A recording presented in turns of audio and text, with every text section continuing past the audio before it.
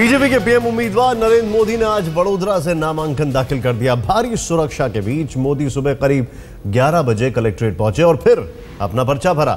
पर्चा भरने के बाद मोदी ने उस चाय वाले को गले भी लगाया जिसे नामांकन के लिए मोदी का एक प्रस्तावक बनाया गया था। नामांकन दाखिल करने से पहले मोदी ने रोड शो भी किया। शहर के कीर्ति स्तंभ से कलेक्ट्रेट तक 4 किलोमीटर की यात्रा के दौरान भारी संख्या में बीजेपी के समर्थक मोदी के स्वागत में खड़े थे। ये तस्वीरें जरा ध्यान से देखें। 3 तस्वीरें आपके सामने। मोदी की वडोदरा यात्रा को लेकर किस कदर तैयारी की गई थी।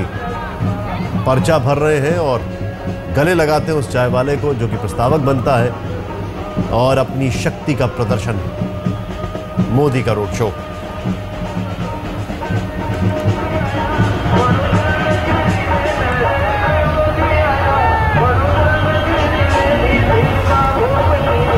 वडोदरा से नामांकन दाखिल करने के बाद बीजेपी के पीएम उम्मीदवार नरेंद्र मोदी ने कहा कि वडोदरा मेरी कर्मभूमि रही है।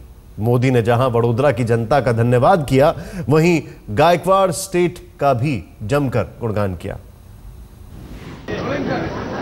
आज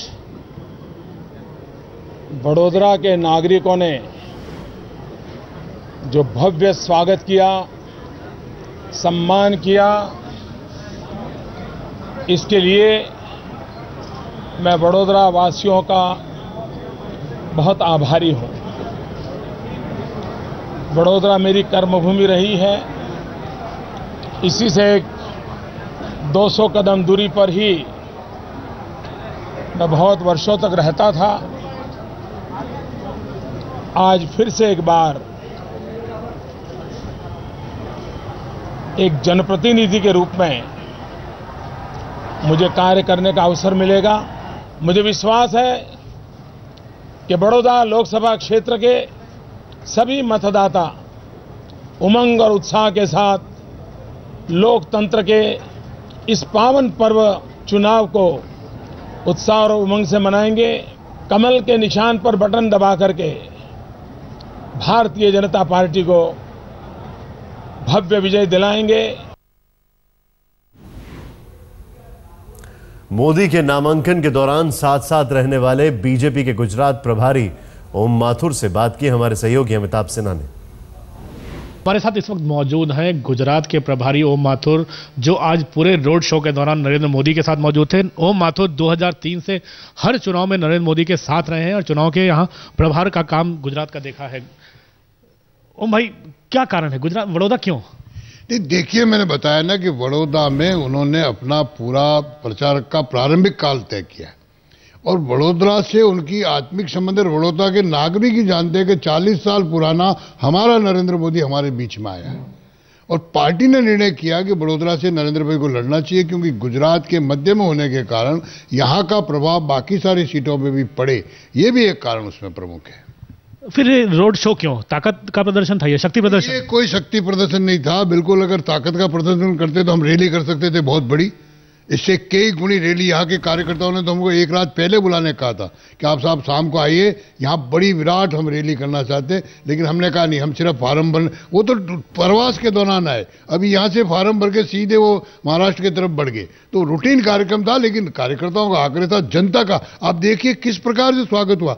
3-3 मंजिल तक छतों पर, टीन शेड पर जनता खड़ी है। तो ये तो जनता की भावना थी, ताकत का प्रदर्शन नहीं था। ये पहली बार चुनाव लड़ रहे हैं, कहीं कोई शंका? कोई शंका नहीं। मैं आपको बता देना चाहता हूं कि नरेंद्र भाई पहली बार एमएलए बने और सीएम बने, और इस बार पहली बार यहां से ऐतिहासिक मार्जिन से जीतेंगे और सीधे पीएम बनेंगे। कम से कम ओम माथुर का तो यही मानना है कि पहली बार एमएलए बने तो सीएम बने, और पहली बार एमपी भी बनेंगे और पहली बार पीएम भी बनेंगे। कैमरामैन रवि तोतावार के साथ अमिताभ सिन्हा, वडोदरा, आज तक। ओम माथुर जी तो पूरी तरीके से नमो नमो में डूबे हुए थे, लेकिन हाँ, जिस चाय वाले को प्रस्तावक बनाया गया, किरण महिड़ा, उसने कहा कि ये उसकी जिंदगी का सबसे बड़ा दिन है। जो वडोदरा आज मोदी की चुनाव भूमि बन रही है, वही मोदी की कर्म भूमि रही है। तो क्या यही है वडोदरा को अपना चुनाव क्षेत्र बनाने की वजह? इस सवाल का जवाब जानने के लिए हमें वडोदरा का सियासी समीकरण समझना जरूर होगा।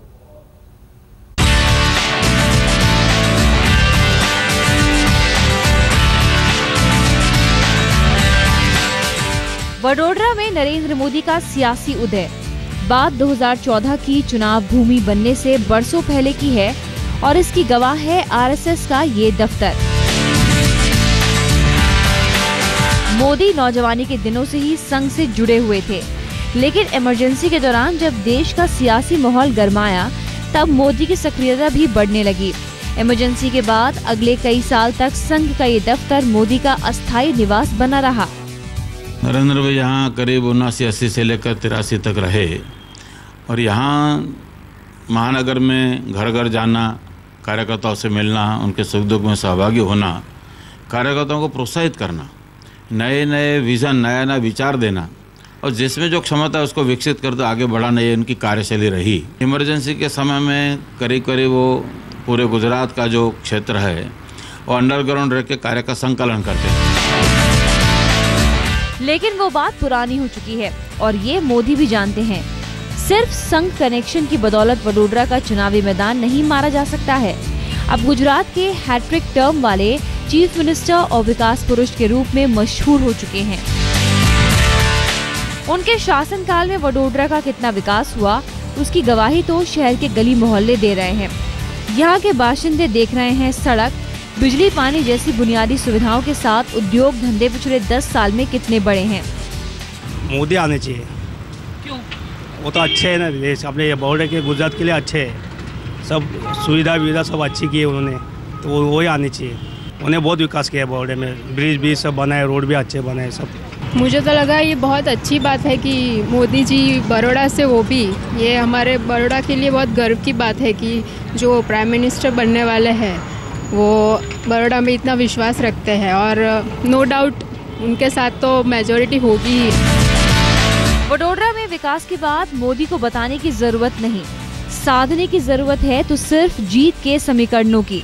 एक नजर डालते हैं इस आंकड़े पर। कुल मतदाता हैं 14,75,000। इसमें 17.5% ओबीसी, 15.3% क्षत्रिय, 10% मुस्लिम और 9.8% वोटर पटेल हैं। वडोदरा के ये वोटर क्या सोचते हैं और इस बार किसे वो देश की कमान सौंपना चाहते हैं, ये तो 16 मई को साफ हो ही जाएगा। लेकिन पिछले चुनाव तक वोटों का समीकरण बीजेपी के पक्ष में ही बनता रहा था। वडोदरा संसदीय क्षेत्र में विधानसभा की 7 सीटें हैं। इनमें से 6 सीटों पर बीजेपी के विधायक हैं, जबकि 1 सीट पर निर्दलीय उम्मीदवार जीता था, वो भी अब बीजेपी के लिए काम करता है। गोपी मनियार, वडोदरा, आज तक। वैसे वडोदरा से मोदी के चुनाव लड़ने की चर्चा काफी पहले से थी, लेकिन दूसरी पार्टियों को उनके खिलाफ उतारने के लिए कोई उम्मीदवार नहीं सोच रहा था। मोदी के गढ़ में भला चुनौती दे तो कौन? इस मुकाबले के लिए कांग्रेस ने मधुसूदन मिस्त्री को चुना। आइए देखते हैं कैसी होगी मोदी और मधुसूदन की ये चुनावी टक्कर।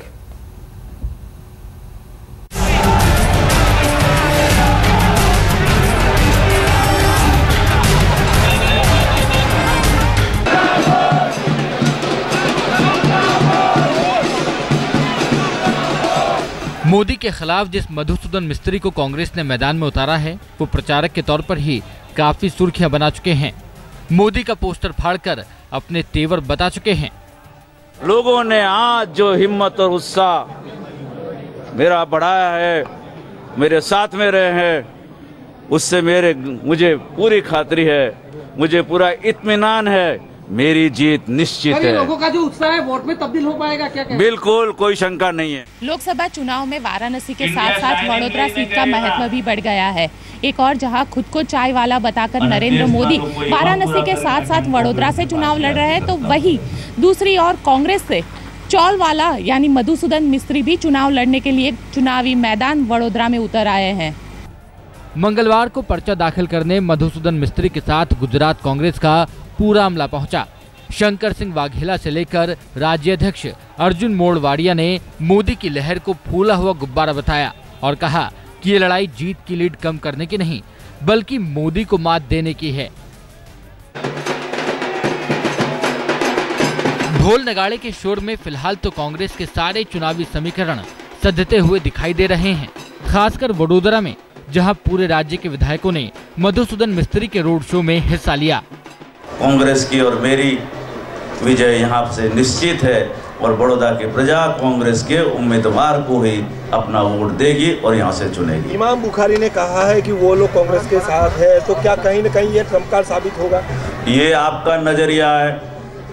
बुखारी साहब ने और दूसरे लोगों ने जो हमको सपोर्ट दिया है उसकी मैं खूब सराहना करता हूँ। और इस देश के तमाम लोग जो लोकशाही में मानते हैं, जो इस देश के भाईचारे में मानते हैं, जो एक दूसरे के साथ समसे रहने में मानते हैं और जो आने वाले सालों के अंदर हिंदुस्तान को एक ऐसी तरक्की के ऊपर ले जाना चाहते हैं, वैसे सब लोग वो मेरे साथ में हैं, उनकी मैं सराहना करता हूँ। मधुसूदन मिस्त्री जाहिर तौर पर वडोदरा से अपनी जीत सुनिश्चित करने में जुटे हैं, लेकिन मोदी की नजर सिर्फ वडोदरा पर नहीं बल्कि उसके आसपास की सीटों पर भी है, जिनके बारे में कहा जाता है कि वो कांग्रेस के गढ़ हैं। मोदी लहर के साथ मंसूबा कांग्रेस के उन किलों पर भी कब्जा जमाने का है। गोपी घांगर के साथ वशिष्ठ शुक्ला, वडोदरा, आज तक।